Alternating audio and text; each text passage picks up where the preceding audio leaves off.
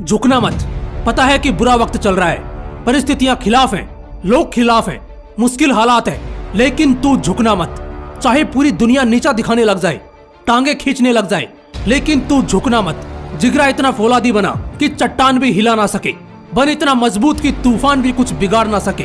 आती तो मुश्किलें सभी की जिंदगी में है, लेकिन जिगर वाला वही है जिसे कोई झुका ना सके। मुझे पता है परिस्थितियां हमेशा काबू में नहीं रहती, और खासकर उन लोगों की जिंदगी में जो बड़ी शिद्दत से, बड़ी लगन से अपना काम करते हैं। जिंदगी में मुश्किलें उन्हीं के लिए खड़ी होती हैं जो दुनिया से हटकर होता है, कुछ बड़ा धमाका करने वाला होता है। इसके एग्जाम्पल्स की अगर बात करने लग जाऊं तो शायद शाम निकल जाए। आज देश की लड़कियां लड़कों से बेहतर कर रही हैं। सानिया नेहवाल और पीटी उषा जैसे ढेरों उदाहरण मौजूद हैं। एक वक्त था जब पढ़ाई के क्षेत्रों में लड़कियों की सख्त मनाही थी। समाज लड़कियों को बस चूल्हे पर देखना चाहता था, लेकिन एक ऐसा इंसान था जिसने अकेले पूरी दुनिया के इस फैसले का विरोध किया। उन्होंने पहले खुद की पत्नी को पढ़ाया और फिर उनकी पत्नी ने लड़कियों को पढ़ाने की ठानी। साथ ही दुनिया के फैसले को चुनौती देने का निश्चय किया। वो महान आत्माएं जिन्होंने ये कदम उठाया था, उनका नाम था ज्योतिराव फुले और सावित्रीबाई फुले। कहते हैं कि सावित्रीबाई फुले ने खुद का स्कूल खोला जो सिर्फ लड़कियों के लिए होता था, और जब वो सुबह उस विद्यालय में पढ़ाने जाती थी तो लोग उन पर कीचड़ और पत्थर फेंकते थे। कई बार उनके घरों को तोड़ दिया गया, उन पर जानलेवा हमला तक किया गया। दुनिया ने उनके हिम्मत को झुकाने की बहुत कोशिशें की, लेकिन वो झुकी नहीं, और आज के समय में उन्हें देवी की तरह पूजा जाता है। दोस्तों, जिसने इतिहास में अपना नाम दर्ज करवाया है ना, उसने बिना हिम्मत के कुछ नहीं किया।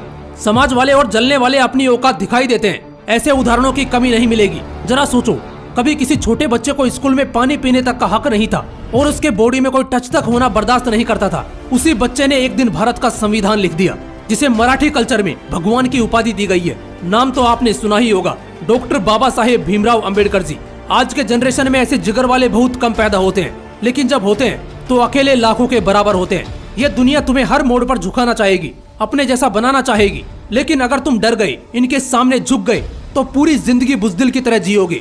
अपने हिसाब से फैसले लो, जो करना है जुनून के साथ करो, घमंड नहीं, विश्वास करो।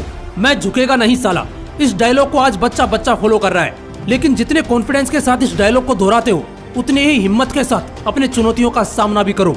खुद को ये बात याद दिलाओ कि लोग जिस हाल में मरने की दुआ करते हैं, मैंने उस हाल में जीने की कसम खाई है। जो हारने से डर गया वो कभी जीत ही नहीं सकता, और जो बुज़दिल धमकियों से पीछे हट गया वो कभी खुद का साम्राज्य खड़ा नहीं कर सकता। इतिहास गवाह है, जिस राजा ने दूसरों के फैसले में दबकर खुद का फैसला लिया है, उसके राज्य को ध्वस्त होने में जरा भी समय नहीं लगा। एक बात को अपने जहन में बिठा लो, चाहे परिस्थिति कैसी भी आ जाए, झुकना मत। क्योंकि जब कदम थक जाते हैं तब हौसला साथ देता है, जब सब मुंह फेर लेते हैं तब खुदा साथ देता है। अपने डर को अपने रास्ते का कांटा मत बनने दो। हिम्मत बताई नहीं, दिखाई जाती है। डरपोक इंसान के लिए तो जिंदगी हमेशा मुश्किल ही रहती है, क्योंकि उसे दुनिया के सामने झुक के और डर के रहना पड़ता है। वहीं एक फौलादी सीने वाला शख्स दुनिया को अपने कदमों में झुकाता है। छत्रपति शिवाजी महाराज के बारे में पढ़ोगे तो पता चलेगा कि उनके बेटे संभाजी महाराज 10 वर्ष की उम्र में शेर तक से लड़ जाते थे। वो 14 वर्ष की उम्र में अपने राज्य के सेनापति थे, जिससे बड़े बड़े शासक भी खौफ खाते थे। ये सब कहानियां बताती हैं कि इनका झुकना असंभव था, तभी तो आज बड़े इज्जत, शिद्दत और आस्था से इनका डंका बजता है। आखिर में एक ही बात बोलूंगा, दुनिया को देखने का नजरिया बदलो और हौसले इतने बुलंद रखो कि चाहे लाख लोग भी तुम्हारे खिलाफ खड़े हो जाएं, लेकिन अगर तुम सही हो तो फिर झुकना मत। जय हिंद, वंदे मातरम।